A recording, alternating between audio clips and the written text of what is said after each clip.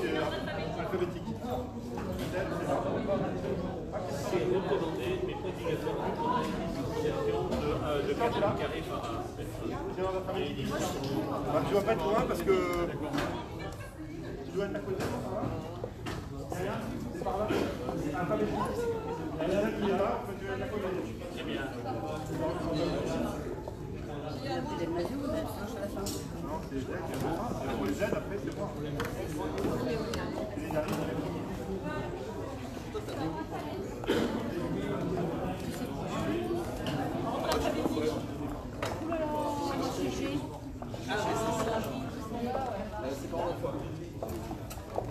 Normalement, il fallait le mettre en main. Bah oui. Je suis venue avec, j'ai mis moi là. On va bien voir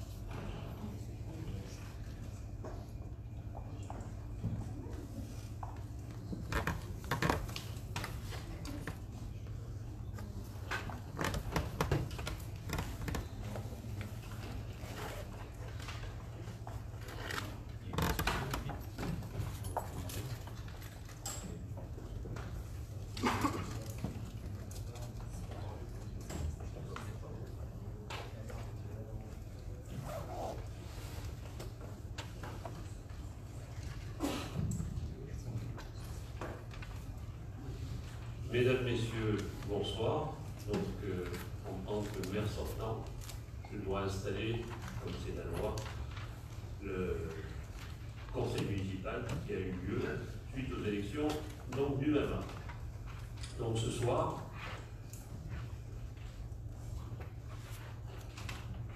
être là, pour moi, c'est un honneur d'installer enfin ce conseil municipal élu le 15 mars.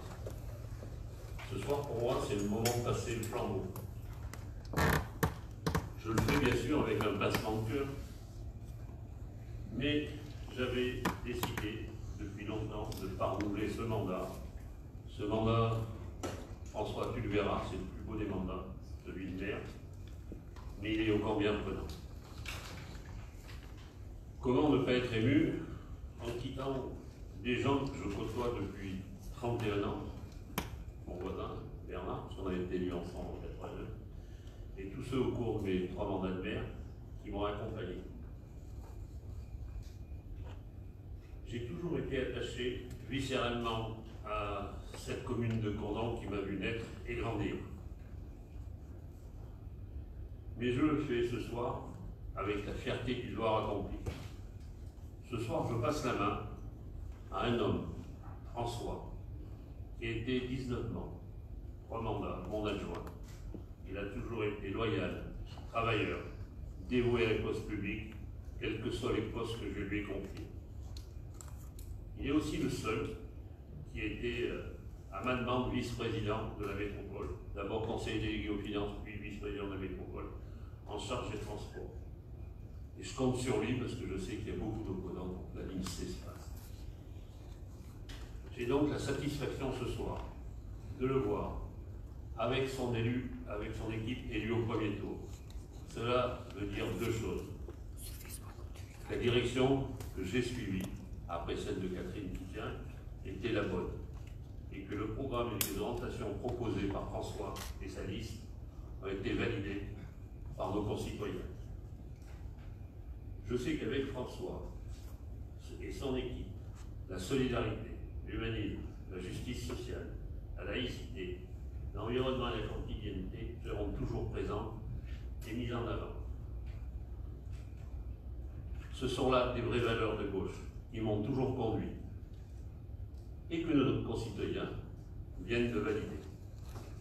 François, je sais que la tâche est ardue, que les moyens compliqués, puisque hier soir, j'ai voulu faire un point sur les finances avec François, ce qui me paraît normal, et mes services, après avoir fait les additions, 220 000 nous a coûté le coronavirus pour équiper son direction moyens humains.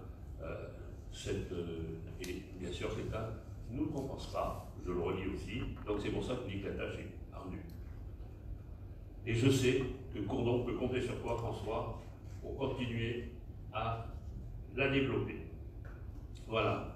Maintenant, je déclare donc ouverte cette séance du Conseil municipal et conformément à l'article L221-15 du Code général des collectivités territoriales, doit être désigné comme secrétaire de séance par tradition. Il s'agit du Benjamin de l'Assemblée et je vous propose de nommer Mme Sophie Payen en cas d'absence dans les suivants dans l'ordre sont Audrey Pestine et Shakir Emrabé. Je vous donne lecture de l'exposé suivant. La convocation qui, conformément aux dispositions du Code général des collectivités territoriales et notamment de l'article L2121-7, L2121-10 et R2121-7, vous a été adressée pour la réunion de ce jour mardi 26 mai 2020, a tout d'abord pour objet, préalablement à l'élection du maire et des adjoints, de procéder à l'installation du nouveau conseil municipal. Suite aux opérations électorales du dimanche 15 mars 2020 et à l'entrée en fonction des conseillers municipaux à la date du 18 mai 2020, afin de procéder à cette installation, je déclare les membres du conseil municipal de la commune de Condom d'Auvergne, dont les noms suivent, installés dans leurs fonctions. Monsieur François Rage en 2, Géraldine Alexandre. En 3, monsieur Bruno Bourlet. En 4, madame Christine Faure. En 5, monsieur Philippe Métriès. En 6, madame Myriel Selle. En 7, monsieur Yves Cioli. En 8, madame Blandine Gaillot. En 9, monsieur Bernard Parasson. En 10, madame Mina Perrin. En 11, monsieur Richard Pasquito. En 12, madame Audrey Pestine. En 13, monsieur Didier Zimniak. En 14, madame Chantal Brosse. En 15, M. Youssef Adouche. En 16, Mme Audrey Nierga. En 17, M. Romain Rebello. En 18, Mme Florence Joly. En 19, M. Didier Clavel. En 20, Mme Évelyne Brun. En 21, M. Shakir Emrabé. En 22, Mme Incarnation Gay-Saveur. En 23, M. Christian Tournade. En 24, Mme Virginie Chaléras. En 25, M. Nordine Haché-Milançon. En 26, Mme Marielle Ariel-Onis. En 27, M. François Mahé. En 28, Mme Elisabeth Forestier-Hudon. En 29, M. Jean-Paul Cormeret. En 30, Mme Odile Boer, qui est excusée ce soir. En 31, Mme Maryse Bost-Vironois. J'espère que je n'ai pas écorché le nom. En 32, M. Stéphane Herman. En 33, Mme Renati Le Paysan. En 34, M. Serge Borg. Et en 35, Mme Sophie Payen. Je dois vous informer, avant de continuer, de vous informer qu'on est filmé ce soir en direct sur Facebook et que la séance est enregistrée pour qu'on puisse la transmettre après sur le site du conseil municipal pour que les gens puissent voir cette élection qui ne peut être publique à cause du Covid-19. Donc, je dois vous informer que M. Michel Renaud, qui a été élu au premier tour scrutin le 15 mars dernier, a, par courrier en date du 19 mars 2020, démissionné de sa fonction de conseiller municipal. L'article 6 de l'ordonnance 2020-390 du 1er avril 2020 stipule que la démission des candidats élus au premier tour dont l'entrée en fonction est différée en application de l'article 19 de la loi du 23 mars 2020 ne prend effet qu'après leur entrée en fonction. Cette entrée en fonction a été fixée au 18 mai. Par décret du 14 mai 2020, la démission de M. Michel Renaud a donc été effective à cette date. Par ailleurs, sur suivant liste, M. Jean-Philippe Massou, n'ayant pas accepté le mandat municipal, il ressort que selon la liste Ensemble pour Cournon, Mme Marie Bost-Vironnois, qui a accepté le mandat de conseillère municipale, a pris rang en 31e position au 18 mai 2020. Le conseil municipal étant dûment installé conformément aux dispositions de l'article L2122-8 du Code général des collectivités territoriales, stipulant que la présence au cours de laquelle les procès d'élection du maire est présidé par le plus âgé des membres du conseil municipal, je confie donc la présidence à M. Jean-Paul Cormeret et je vous quitte pour aller m'installer un peu plus haut.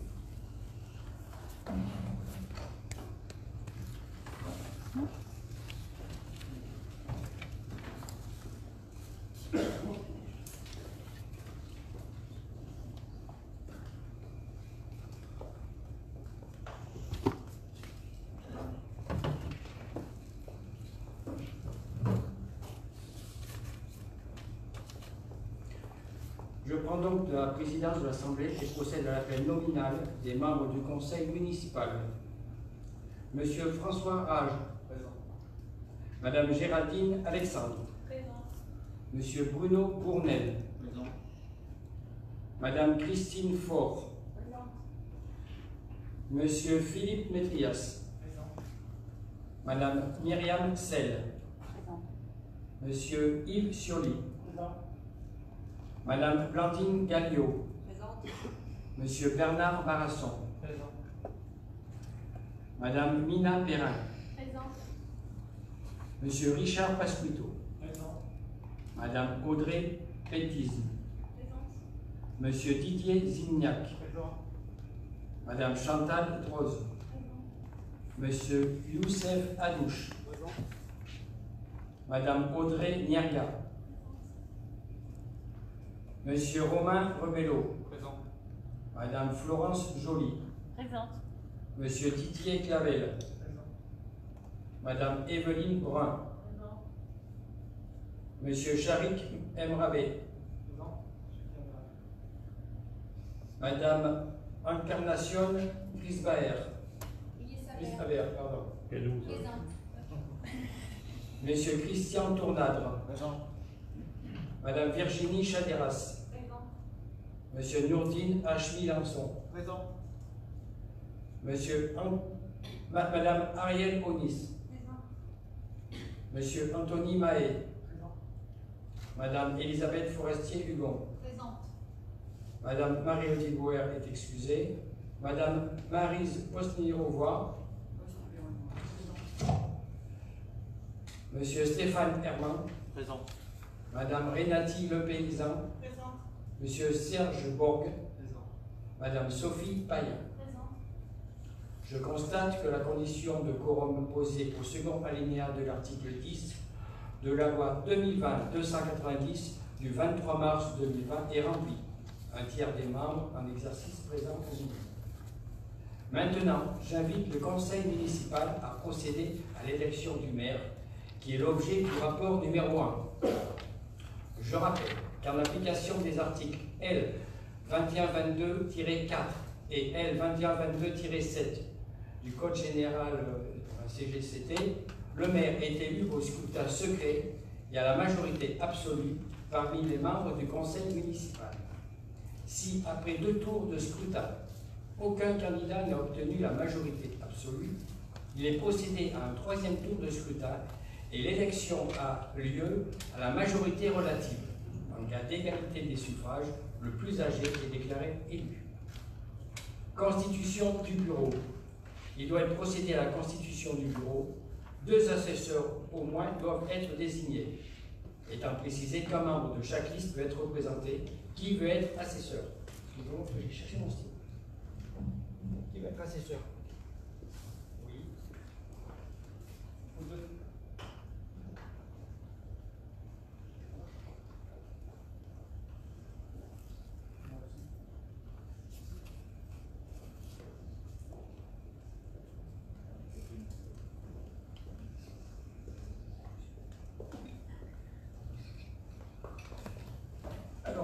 Premier assesseur, c'était Madame. Votre nom? Nadine?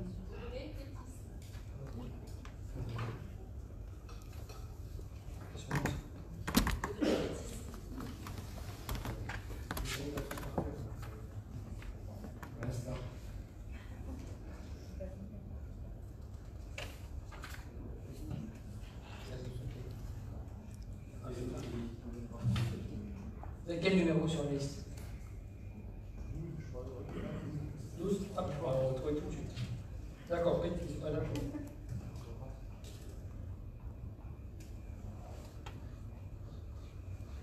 Deuxième assesseur. Oui, vous êtes madame? Sophie. Il y avait monsieur Clavel aussi? Oui, mais s'il y en a besoin de... Oui, deux, ça suffit. Voilà. Surtout qu'il y a, avec le Covid-19, on est séparés. Voilà. Déroulement de chaque tour de scrutin. Avant toute chose, je dois vous informer, conformément à la circulaire préfectorale du 15 mai 2020, des règles particulières instaurées préalablement au vote, afin d'éviter tout risque de transmission du virus Covid-19. Vous voudrez bien d'une part procéder à un lavage des mains avec la solution hydroalcoolique mise à votre disposition avant de remplir le bulletin de vote, et d'autre part, utiliser votre stylo personnel. Je lance l'appel à candidature. Qui souhaite se présenter à l'élection de maire? Moi. Oui. Monsieur Stéphane Herman. D'accord. Oui. Voilà, non, je suis pas candidat. Au nom de la liste Rêve en ton nom, je propose la candidature de François Rage. D'accord, c'est bon. Tu vas être volontaire? Méthode? Parfait.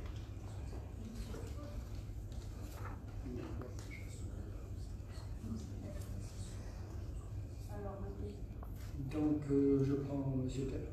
Oui.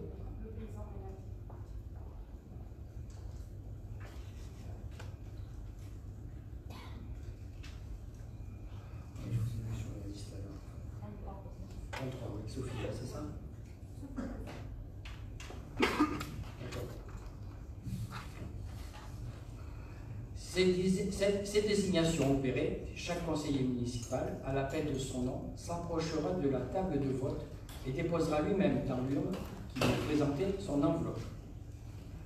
Je me trouverai seul à proximité de la table de vote afin de constater, sans toucher l'enveloppe, que le conseiller municipal n'est porteur que d'une seule enveloppe. La distanciation sociale devra toutefois être respectée. Le nombre de conseillers municipaux qui ne souhaitent pas prendre part au vote à l'appel de son nom sera enregistré. Je crois que Mme Hugon, vous vouliez parler pour la désignation des candidats. Nous vous écoutons.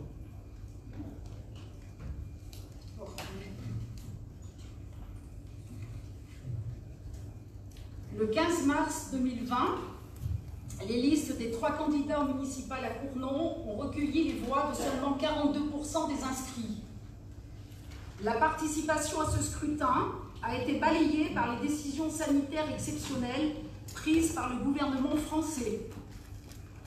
À Cournon d'Auvergne, les scrutins de 2008 et de 2014 ont rassemblé plus de 8700 votants contre à peine 5900 en 2020, soit 30% de moins pour un scrutin qui a toujours eu les faveurs des électeurs. Nous aurions pu nous attendre à ce que près de 3000 habitants supplémentaires viennent voter. La sincérité du scrutin est fondée sur l'article 3 de la Constitution qui dit « Le suffrage est universel, légal et secret, n'a pas été respecté ». Cette sincérité implique, entre autres, le respect des principes d'égalité et de liberté. Ce dernier principe a été atteint lors du premier tour des élections municipales 2020.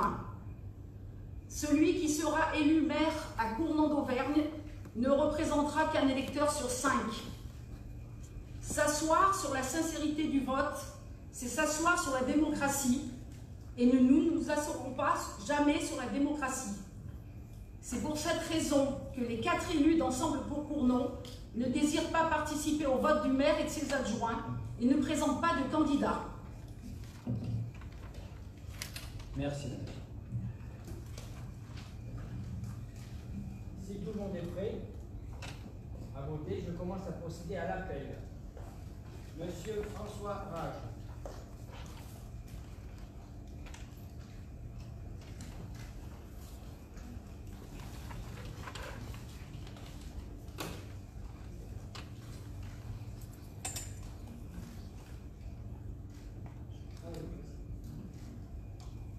À voter. Madame Géraldine Alexandre.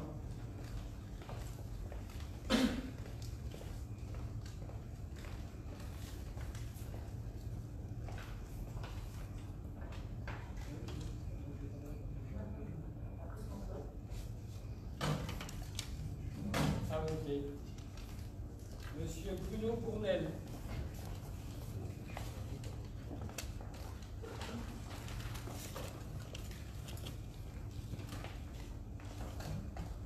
À voter. Madame Christine Faure.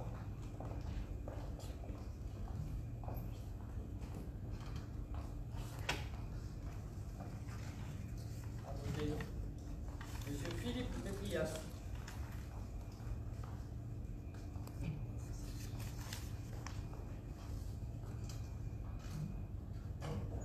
À voter. Madame Myriam Sel.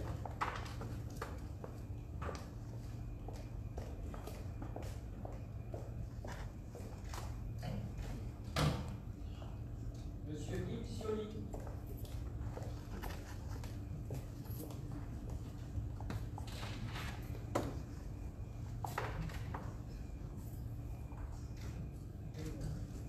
À voter. Madame Blandine Gagnon.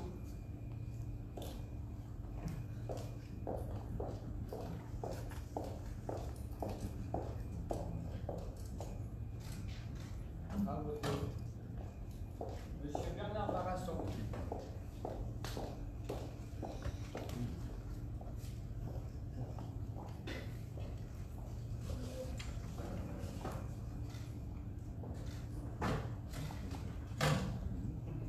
Madame Nina Perrin.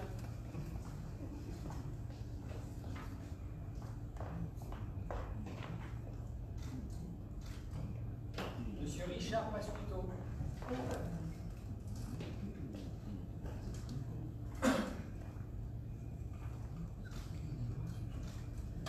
Madame Audrey Duquizet.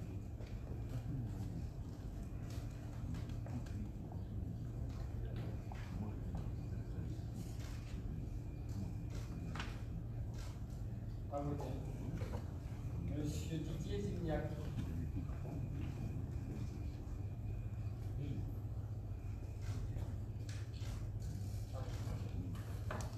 Madame Chantal Croz.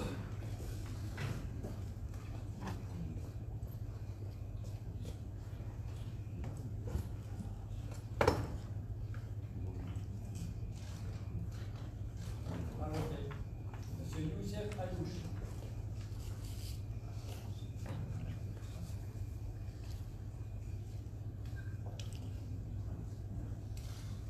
À voter. Madame Audrey Nierga.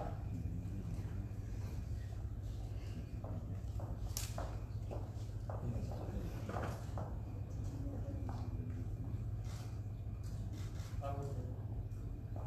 Monsieur Romain Revello.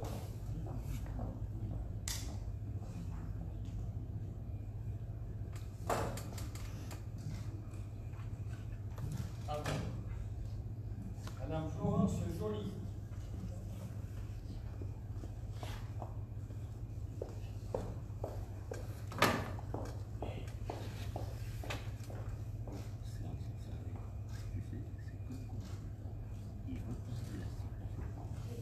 À voter.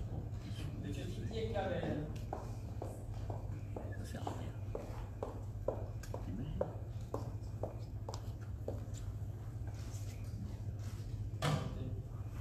Madame Evelyne Grant.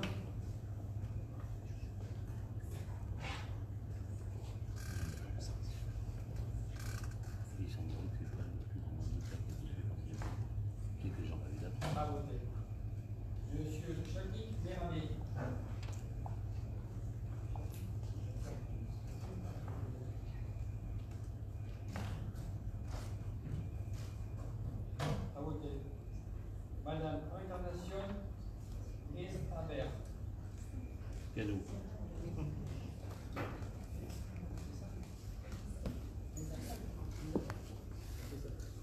À voter. Monsieur Christian Tournade.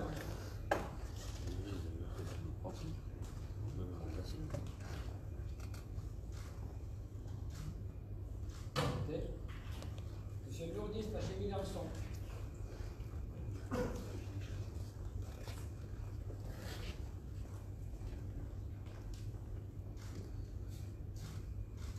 Voté.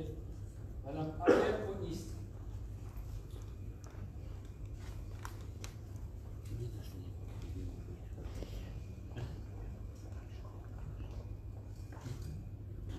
À voter. Monsieur Anthony Mahé.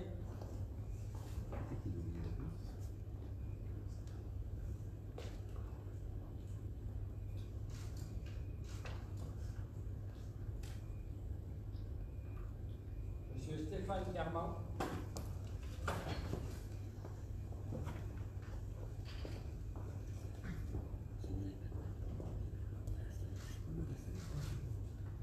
À voter. Madame Renati Le Paysan.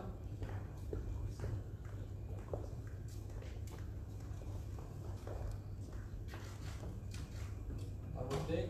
Monsieur Serge Borg.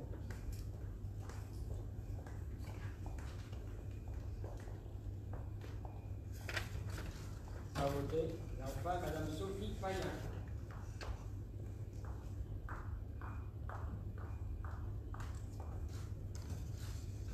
Merci. À voter.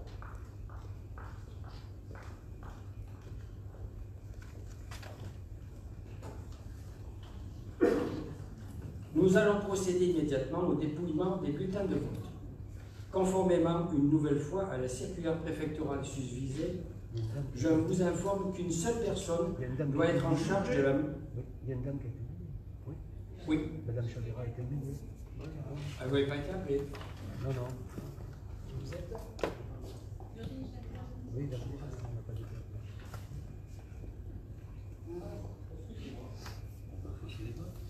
Alors, Madame Virginie Chavera.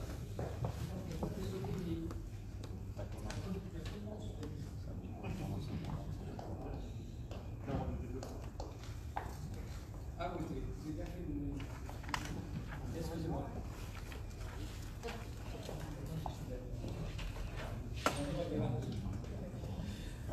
Alors, on revient à on continue. Donc je reprends. Nous allons procéder immédiatement au dépouillement des bulletins de vote. Conformément une nouvelle fois à la circulaire préfectorale susvisée, je vous informe qu'une seule personne doit être en charge de la manipulation des enveloppes et des bulletins de vote au moment du dépouillement et du comptage des votes. Le comptage doit être validé par une autre personne sans qu'elle n'ait à toucher le bulletin. Aussi, j'appelle un des assesseurs à procéder à ce dépouillement et un autre à valider l'opération. Je souligne une nouvelle fois le respect des distances minimales. Donc, nous avons dit tout à l'heure qu'il y avait Audrey Pétisme et Madame Le Paysan Sophie, puisque... Pardon? Renati, précisément. Renati. Voilà. Laquelle des deux veut sortir les enveloppes?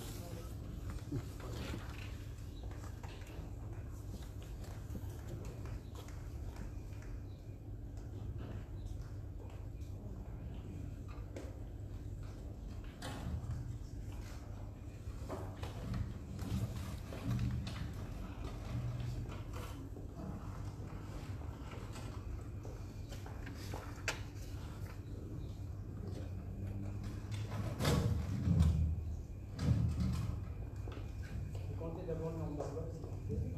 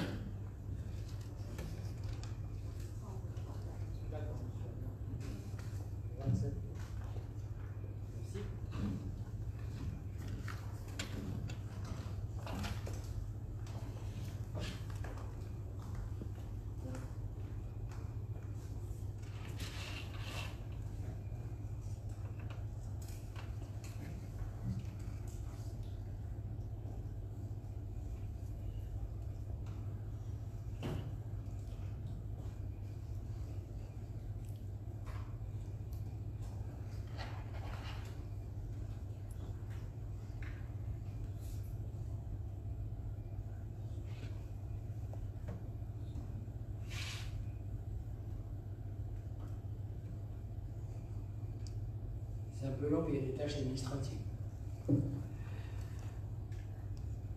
Nombre de conseillers présents à l'appel n'ayant pas pris part au vote, 4.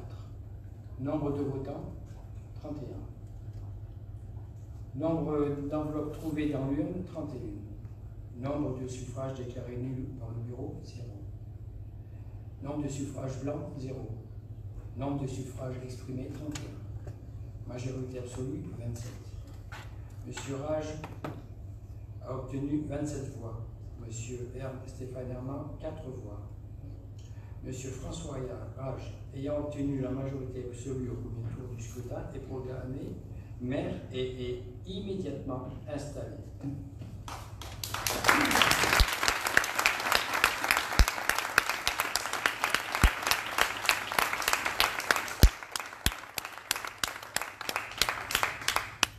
Monsieur François Rage, venant d'être élu maire, assure en conséquence la présidence de la séance.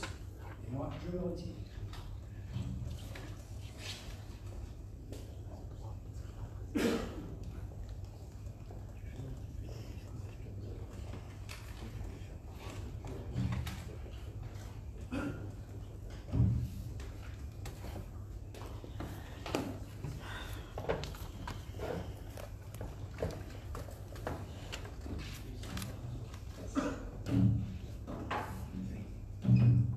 Bien, bonjour à ceux que je n'ai pas vus. Il est tradition quand il y a une élection du maire qu'on dise quelques mots et je vais bien sûr respecter cette tradition, peut-être en prenant moins de temps que d'habitude, puisque c'est vrai qu'on a des consignes assez claires de la préfecture sur le fait que cette séance ne doit pas durer trop longtemps. Et par respect pour vous qui êtes là, par respect pour les gens qui nous regardent sur Facebook, je voulais quand même vous indiquer 2-3 éléments. D'abord faire des remerciements, parce que je pense que aujourd'hui c'est une étape, mais c'est une étape que nous avons franchie grâce à des gens, donc je vais en remercier. Un deuxième éclairage aussi sur la situation actuelle, et puis aussi vous donner quelques perspectives sur l'avenir, sur ce qu'on va construire ensemble. Vous permettrez d'abord que je remercie le président, le doyen, qui est reparti, je ne sais pas, pardon, là-bas. Merci d'avoir pu assurer cette présidence dans le sérieux et la dignité nécessaire à ce conseil municipal d'installation qui se déroule en fait dans un lieu qui n'est pas tout à fait le lieu habituel, et je pense que c'était nécessaire que du coup il y ait un formalisme peut-être plus important que d'habitude. Vous permettrez aussi un message personnel en direction de ma famille, de mes parents, parce que je crois que si je suis là aujourd'hui, c'est aussi grâce à eux, parce que c'est eux qui m'ont donné le goût de la politique, le goût des relations humaines, et je voulais avoir une pensée pour eux. Une pensée pour ma famille, qui elle supporte mon engagement, supporte ou soutient, ou subit, d'ailleurs je ne sais pas bien comment on doit le dire, ça doit dépendre des jours, mais comme ils doivent être devant leur télé, je leur fais coucou, et puis ils choisiront le mot qui leur convient le mieux. Mais en tout cas, ils le font avec délicatesse et une indépendance et un sens critique qui, je crois, me permet de pouvoir rester les pieds sur terre et d'être conforme à ce que j'ai pu dire. Et j'invite l'ensemble de vos familles à avoir la même attitude, parce que des fois, quand on est élu, on part un peu dans des espaces qui ne sont plus les nôtres, et quand on a une famille qui est indépendante et critique et qui a un regard un peu acéré, c'est pas du tout inutile. Être élu, c'est une émotion particulière, surtout quand on est maire. Parce que, comme le disait Bertrand tout à l'heure, c'est le plus beau des mandats. C'est le plus beau des mandats parce que c'est celui de la proximité. C'est le mandat dont on voit les réalisations, c'est un mandat d'action, c'est un mandat de contact. Donc c'est vraiment le plus beau des mandats.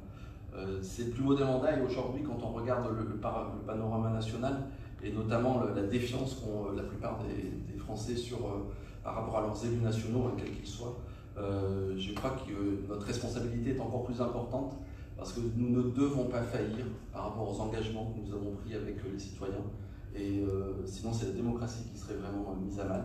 Donc on a une responsabilité importante, et ce plus beau des mandats, il a des revers, c'est ce revers-là, mais je pense que c'est une responsabilité qu'on va tous accepter avec plaisir.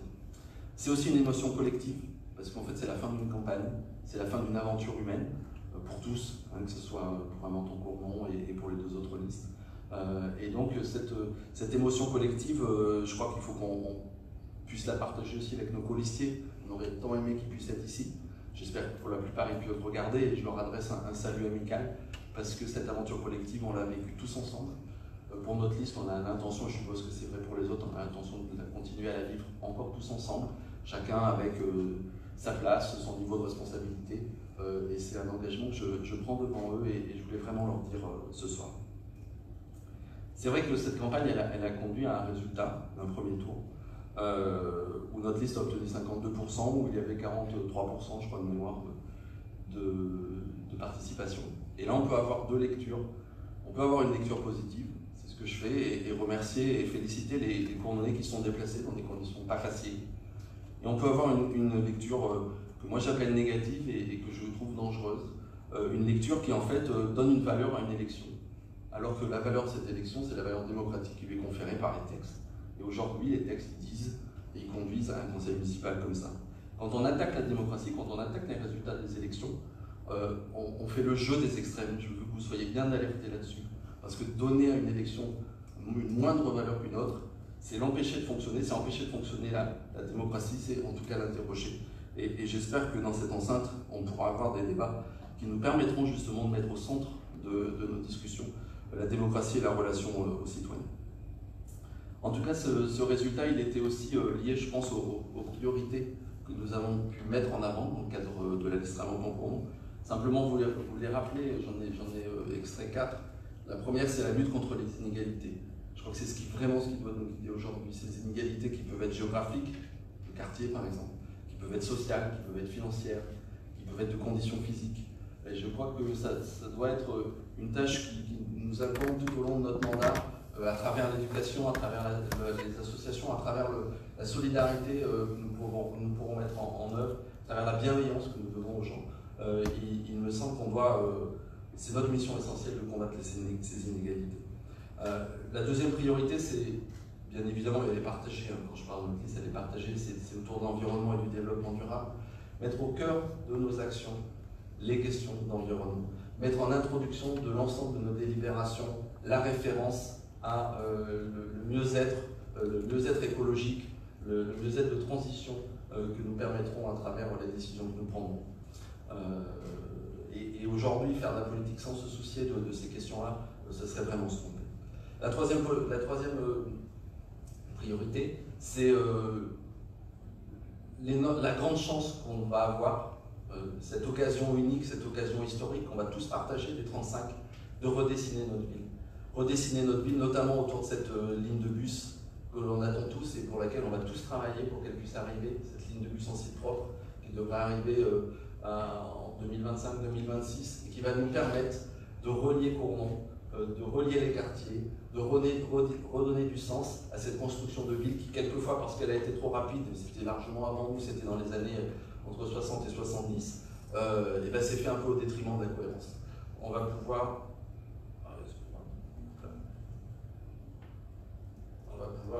travailler dans ce sens-là et profitons de cette chance.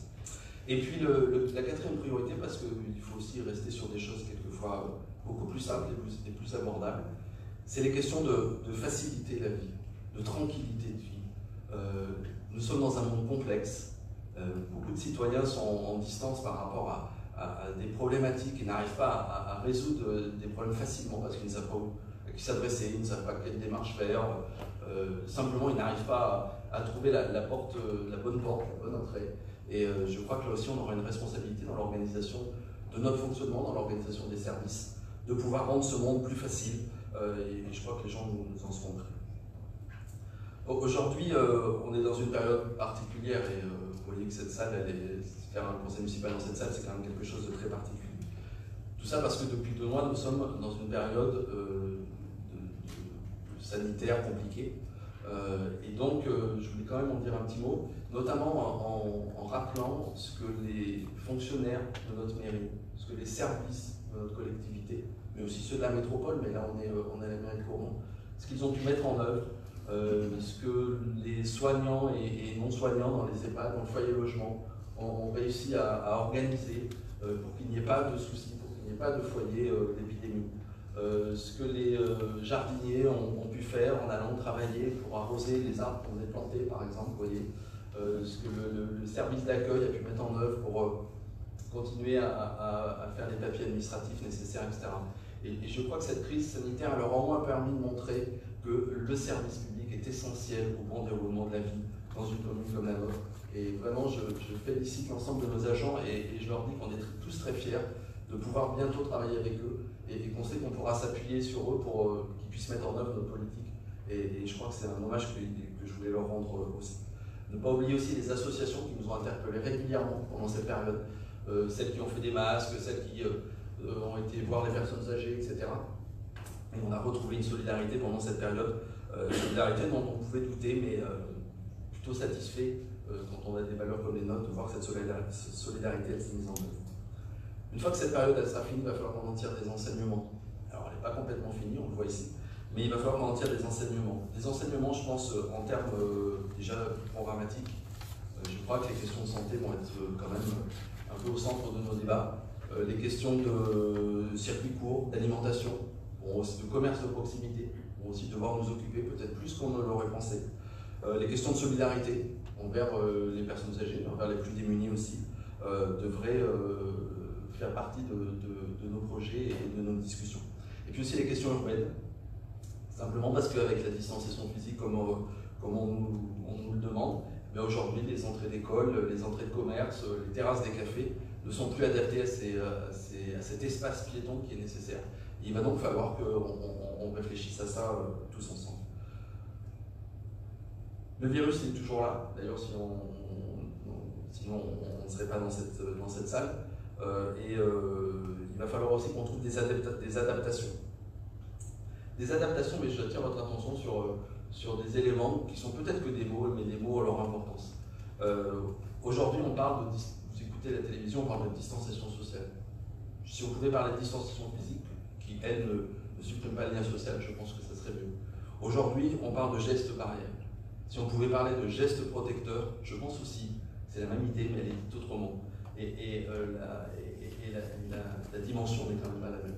Donc on va vivre, on va s'adapter, on va vivre avec ces contraintes, mais prenons garde de ne pas tomber dans des excès, prenons garde des décisions que nous pourrons être amenés à prendre et qui pourraient mettre à mal notre République, notre laïcité, notre façon de vivre.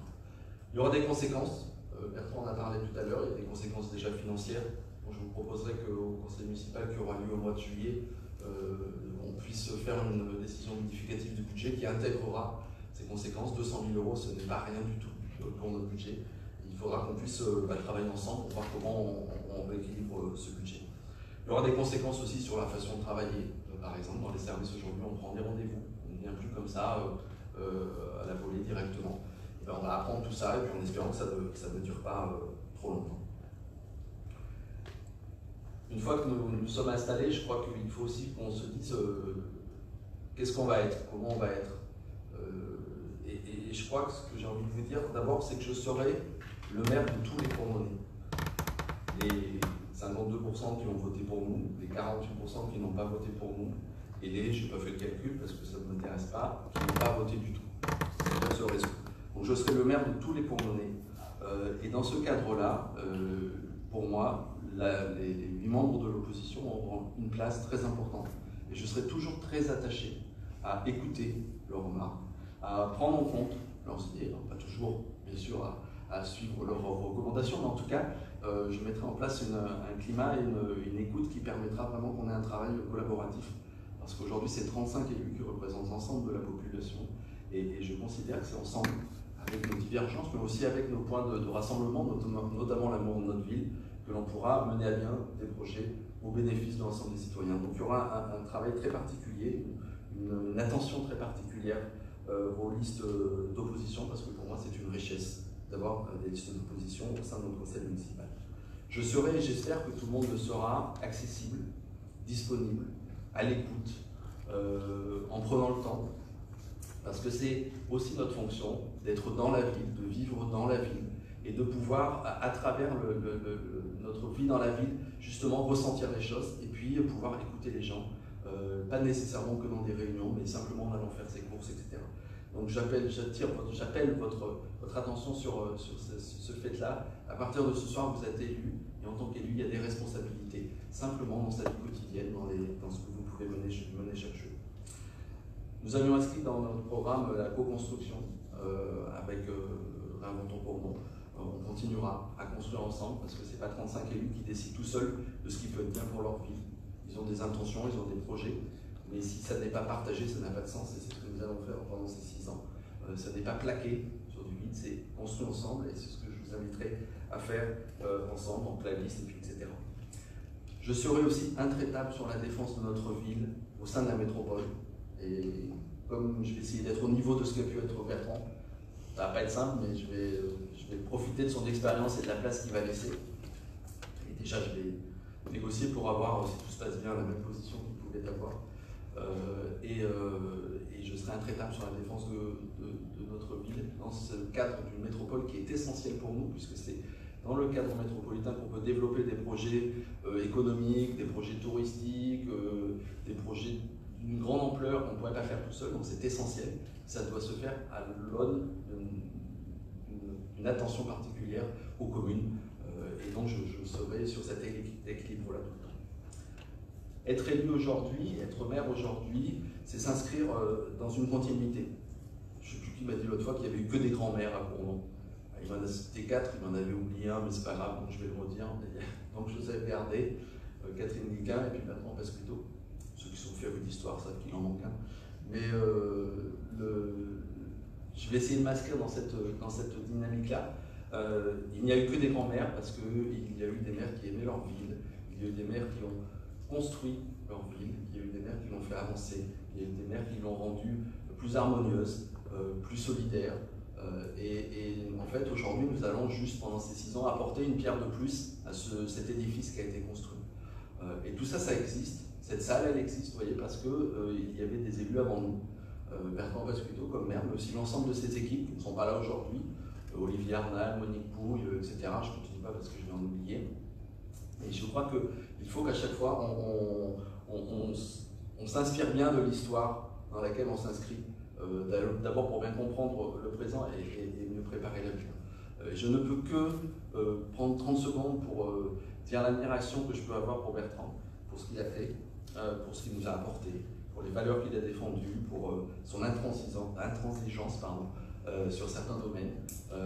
Et je sais qu'il va nous être encore très très utile parce que je sais qu'il a encore l'intention de nous aider au sein du conseil départemental et si les citoyens veulent bien, peut-être bien encore quelques années.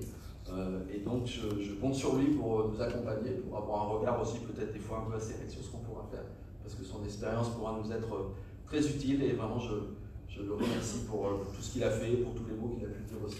Et puis pour nous permettre aujourd'hui d'être ici et d'avoir une ville dans laquelle on va pouvoir porter des projets. En conclusion, simplement vous dire que le conseil municipal, c'est un lieu d'échange, c'est un lieu de confrontation d'idées, c'est un lieu de décision, que c'est l'essence même de la démocratie, et que le conseil municipal, c'est un mandat de proximité, de contact, de l'action concrète, des réalisations qui se voient et qui se touchent. Être un élu municipal, c'est une responsabilité exaltante, passionnante, mais lourde également. Je sais que nous serons dignes de la confiance que les gouvernements ont placée en nous. Je sais que nous aurons l'intérêt général au centre de nos préoccupations et pas l'intérêt particulier. Je sais que nous allons vivre une très belle aventure pendant les 6 ans à venir, malgré nos dissensions, malgré nos débats. Donc à chaque fois, ça sera l'intérêt de la ville qui sera mis en avant. Et je vous invite à faire ce voyage avec moi et avec l'équipe d'adjoints qui va bientôt être élue, je l'espère, par vos soins. Merci beaucoup.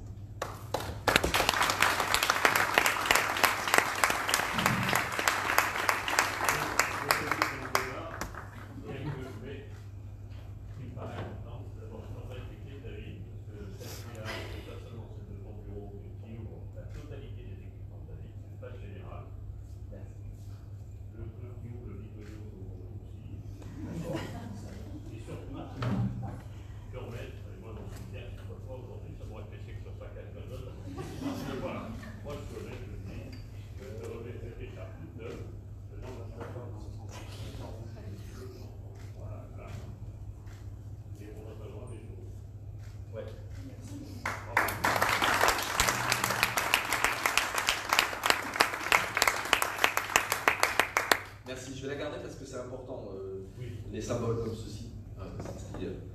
C'est ce qui nous positionne aussi dans le cadre de cette république laïque et fraternelle que l'on désire tous. Voilà, le conseil municipal va continuer, du coup. Alors, il faut juste que je prenne une note. Nous avons donc le. Je mes lunettes, ça oui. Ce qui me prouve que je fais un discours sans lire. Détermination du nombre d'adjoints, voilà, c'est bon. Détermination du nombre d'adjoints.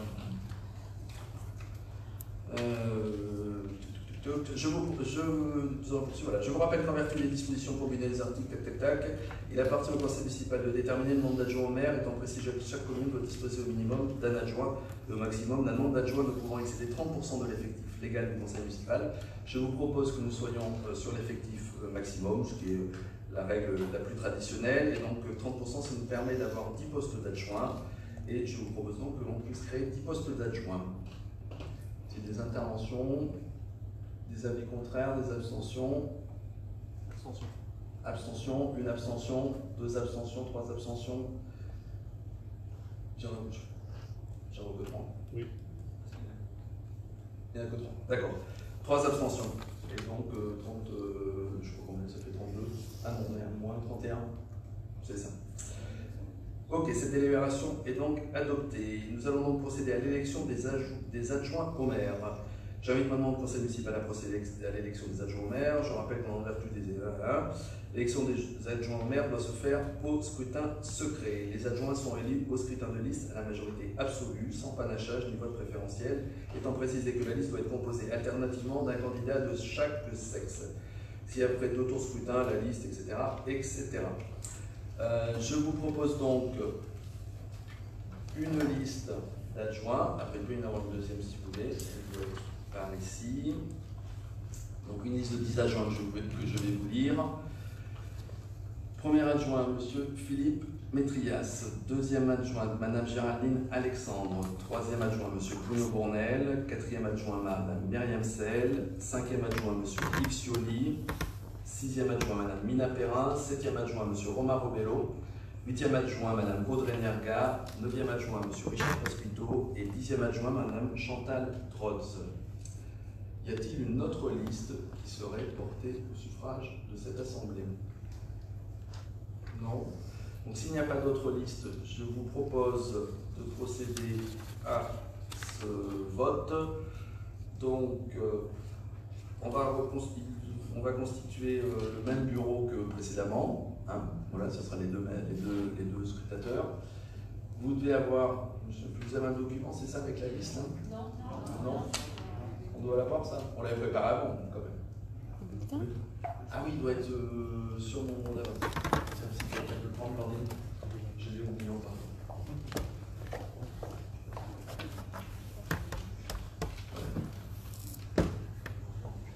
Pendant qu'on vous le distribue, je ne sais pas si quelqu'un peut.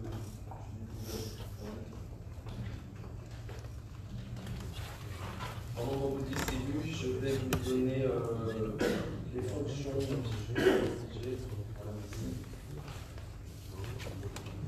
Les fonctions de cet adjoint. Après, vous l'aurez de toute façon dans le compte rendu, puis je vous le redirai. Donc, Philippe Métrias, qui est le premier adjoint, serait en charge de l'aménagement du territoire, des travaux et des transports. Géraldine Alexandre, la deuxième adjointe au maire, serait en charge de la culture, du sport, des relations internationales et du patrimoine. M. Bruno Bournel, le troisième adjoint, sera en charge des affaires sociales, de la solidarité, de la santé, de l'inclusion, des seniors et de la petite enfance. Myriam Sel, la quatrième adjointe, sera en charge de la communication externe, de la démocratie locale et du devoir de mémoire. M. Yves Cioli, cinquième adjoint, sera en charge de la quotidienneté, de la tranquillité publique et du commerce de proximité. Mina Perrin, sixième adjointe, sera en charge de l'environnement et du développement durable, du cadre de vie et de la production alimentaire. Romain Robello, 7e adjoint, sera en charge de la politique de la ville et du parcours résidentiel. Audrey Nerga, 8e adjointe, sera en charge des animations de ville et des équipements associatifs et festifs. Richard Pasquito, 9e adjoint, sera en charge des finances, des moyens numériques, des marchés publics et des assurances. Chantal Rose, 10e adjointe, au maire en charge du scolaire et du périscolaire, de la jeunesse et de la citoyenneté. Ils seront épaulés par des conseillers délégués, dont on donnera la liste une autre fois. Voilà, vous avez donc chacun un petit bulletin de vote. Vous avez une enveloppe. Et du coup, on va refaire.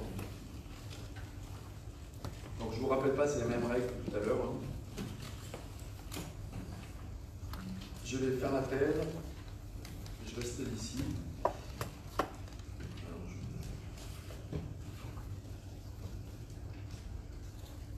Bonsoir Alpha.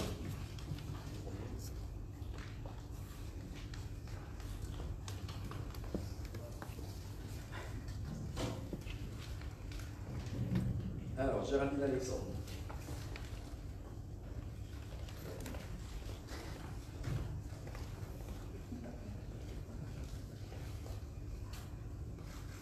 Bruno Bournel.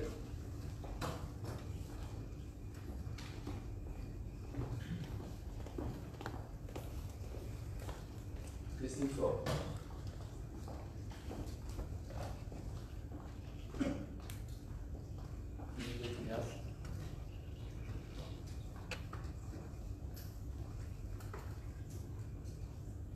Myriam Sel.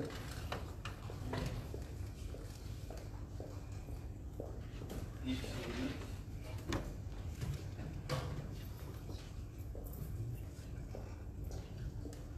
Warning Delio.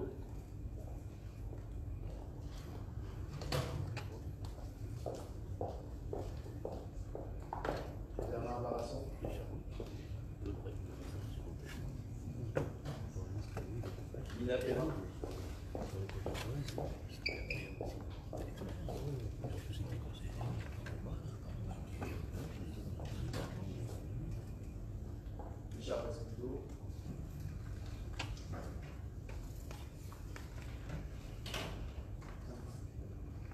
Audrey Bétisme. Didier Signac.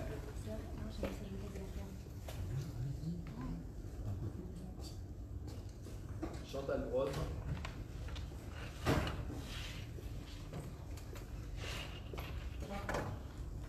Lucien Fadouche.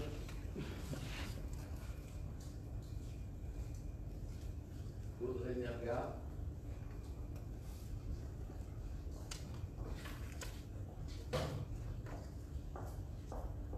Romain Romello.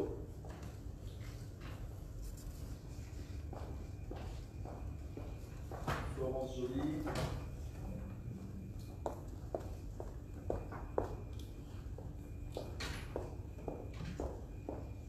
Didier Clavel.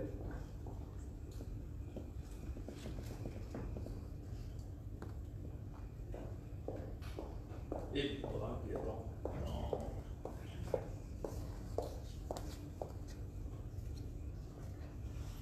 Shakir Merabé.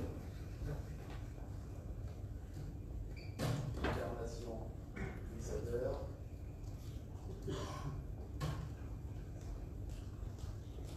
Allez.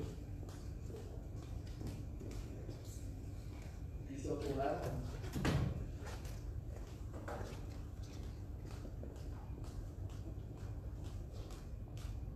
Virginie Chagas.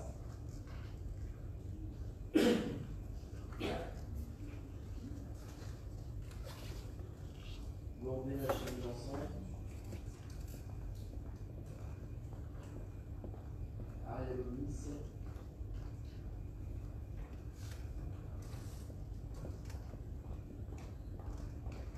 Anthony Mahé.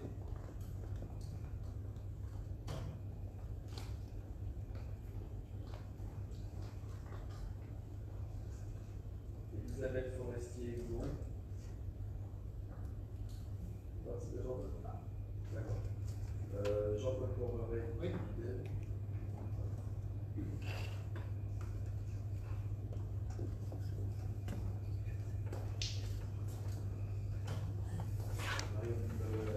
Maryse Post-Vironois. Non, participé au vote. Je sais pas évidemment.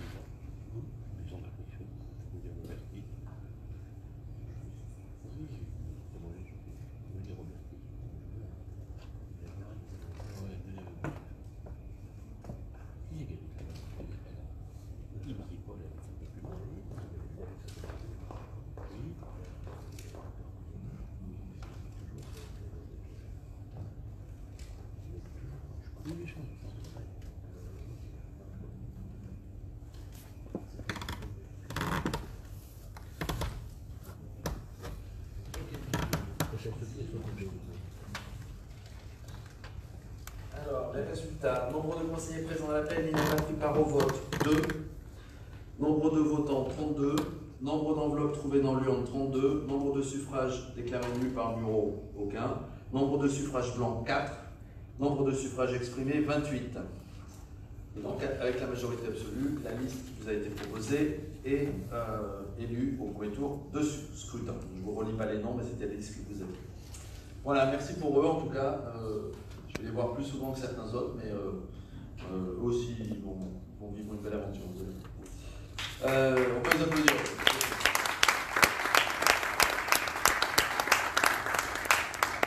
Alors, clôture du procès verbal. Je dois vous demander si quelqu'un souhaite apporter des observations ou réclamations sur les différentes opérations électorales qui viennent d'être effectuées ici, dans la mesure où elles doivent être consignées dans le procès verbal de l'élection du maire et des adjoints qui doivent être adressés en préfecture du Puy-de-Dôme. Pas d'observation particulière, je suppose, sauf si... Ok. L'administration est en train de finir de rédiger ce procès verbal qui doit être signé en double exemplaire par le conseiller municipal le plus âgé, par les assesseurs, donc voilà, toutes les deux, et puis ainsi que le secrétaire de séance. C'est pour ça que tout à l'heure vous ne pouviez pas être aussi scrutataire, parce que vous êtes secrétaire de séance, et moi-même. Aussi, avant de partir, merci de ne pas oublier d'aller signer auprès de l'administration générale. C'est le moment de lire la lecture de la charte de l'élu local. Donc je vous fais de la lecture, ça va me rappeler mon premier métier, que je vais abandonner d'ailleurs.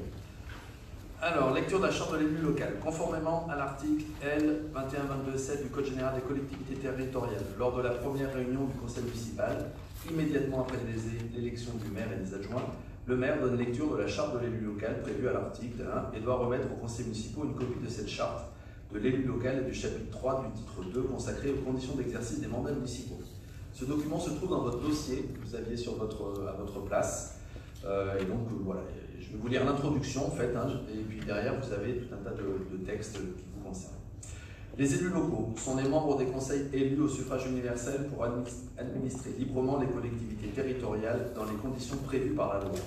Ils exercent leur mandat dans le respect des principes déontologiques consacrés par la présente charte de l'élu local. Charte de l'élu local. 1.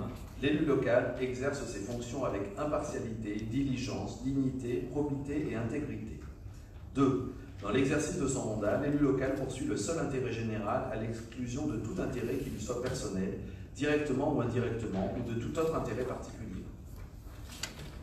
3. L'élu local veille à prévenir ou à faire cesser immédiatement tout conflit d'intérêts. Lorsque ses intérêts personnels sont en cause dans les affaires soumises à l'organe délibérant dont il est membre, l'élu local s'engage à les faire connaître avant le débat et le vote. 4. L'élu local s'engage à ne pas utiliser les ressources et les moyens mis à sa disposition pour l'exercice de son mandat ou de ses fonctions à d'autres fins.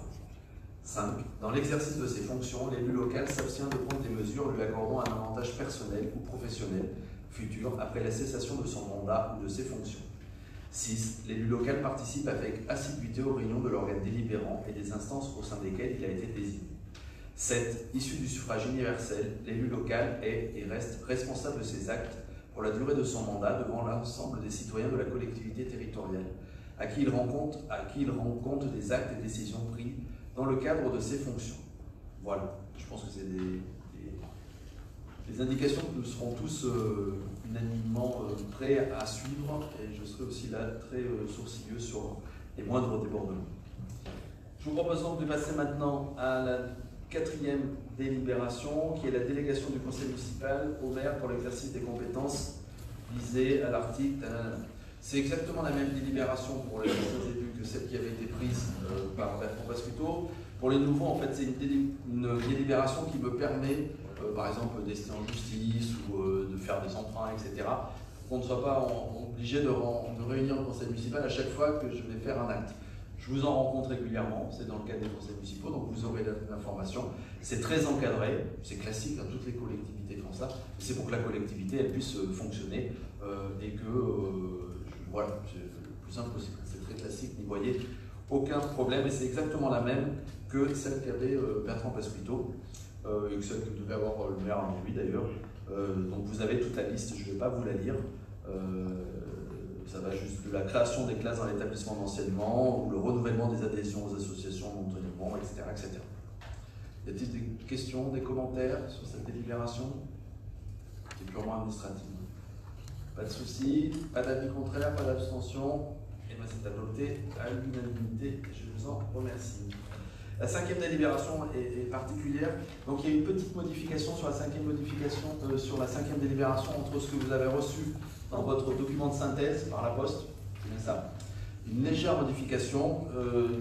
Sur ce que vous aviez reçu, il était inscrit que nous puissions siéger en tant que conseil municipal dans cette salle pendant toute la durée de l'état d'urgence sanitaire. En fait, l'état d'urgence sanitaire, c'est quelque chose de très normé, qui devait s'arrêter le 20 et quelques juillet, maintenant c'est peut-être le 10 juillet. Donc pour éviter qu'on se retrouve coincé par ceci, on a remplacé en mettant tant que la situation sanitaire le nécessite. Voilà, si on considère que la situation sanitaire nécessite qu'on reste ici, même si l'urgence sanitaire est passée, on le fera ici. La question se pose surtout pour un conseil municipal qui pourra avoir lieu en juillet, mais je vous en parlerai, je vous donnerai la date dès qu'on l'aura, au cas où on est passé ou pas la date de l'urgence sanitaire. Mais l'idée c'est, tant qu'il y a un souci, tant qu'il y a un risque, je vous propose qu'on installe la salle du conseil municipal ici, même si c'est pas super chaud et voilà, mais il y a clip, je crois. Il y a clip, peut-être. Ouais, il y a clip. En plus, cette salle n'est pas utilisée puisque c'est une salle festive et qu'aujourd'hui, les mariages et les compagnies ne fonctionnent pas. Donc, on n'a pas le droit de se tenir, donc elle est à notre disposition. Pas de soucis sur cette délibération? Je vais me soumettre aux voix, il y a des avis contraires, des abstentions, et c'est adopté à l'unanimité. Je vous en remercie. Nous arrivons à l'issue de ce scrutin, je ne sais pas combien de temps on a mis, mais on doit être dans les heures de la préfecture. Vous annoncez que la prochaine date du conseil, le prochain conseil municipal aura lieu dans 15 jours, le mardi 9 juin à 18h30, toujours ici donc. Et il aura comme fonction essentielle la répartition dans les commissions et puis aussi quelques délégations. Je proposerai donc aux deux responsables des groupes d'opposition qui se font connaître à l'issue de cette assemblée de venir me voir pour qu'on cale une date pour que je puisse vous rencontrer, vous expliquer ça de façon à ce que vous puissiez travailler avec vos conseillers municipaux pour pouvoir arriver à ce conseil municipal en étant prêt et en ayant choisi les commissions, etc. Ainsi, on fera ça à la fin. Il y aura un 3e conseil municipal dont la date n'a pas encore été fixée, qui se déroulera en juillet.